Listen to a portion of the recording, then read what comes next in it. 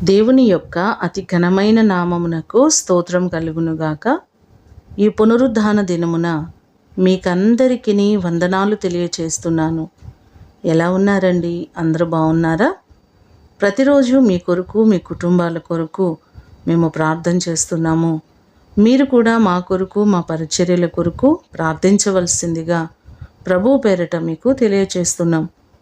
ఈ దినము మిమ్ములను బలపరచు దేవుని మాట, యెహోవా మమ్మును మరచిపోలేదు, ఆయన మమ్మును ఆశీర్వదించును. కీర్తనలు 115వ కీర్తన 12వ చరణం. కొన్నిసార్లు మనము అనుభవిస్తున్న కష్టాన్ని బట్టి, అనారోగ్య సమస్యలు, ఆర్థికపరమైన ఇబ్బందులను బట్టి మనం అనుకుంటూ ఉండవచ్చు, దేవుడు మనలను మర్చిపోయారా, ఆయన విడిచిపెట్టారా అనుకుంటాం. కానీ మన దేవుడు ఎన్నడూ మనలను మరచిపోయేవారు కాదు, విడిచిపెట్టేవారు కాదు. ద్వితీయోపదేశకాండము 32వ అధ్యాయము 18వ వచనంలో చూస్తే, నిన్ను పుట్టించిన ఆశ్రయదుర్గమును విసర్జించితివి, నిన్ను కనిన దేవుని మరచితివి అనే భాగం మనకు కనబడుతుంది.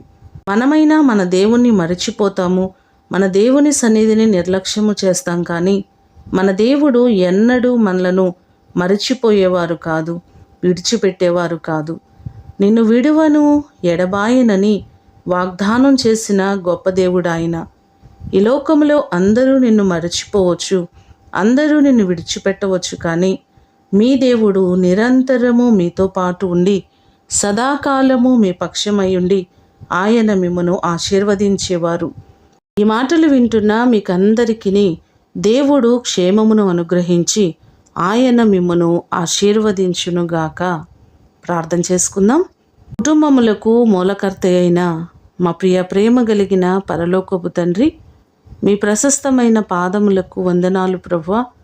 మీరు మమ్మలను మరచిపోయేవారు కాదు, మమ్మలను విడిచిపెట్టేవారు కాదు, నిరంతరము మాతో పాటు ఉండి మమ్మలను నడిపించే దేవుడవు ప్రభువా.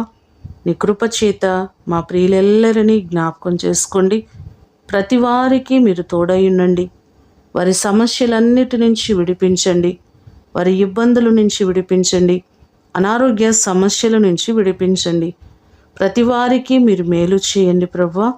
ప్రతి కుటుంబాన్ని పేరు పేరు చొప్పున మీరు ఆశీర్వదించండి. దైవ జనాంగం అంతటిని మీరు దీవించండి. ఈ దినం ఆరాధనలన్నిటిలో మీ సన్నిధి, మీ అభిషేకము మాకందరికీ మీరు కలుగ చేయమని యేసు అతి శ్రేష్టమైన నామమున అడిగి వేడుకొని పొందియున్నాము తండ్రి. ఆమేన్. దేవుడు మిమ్ములను దీవించునుగాక.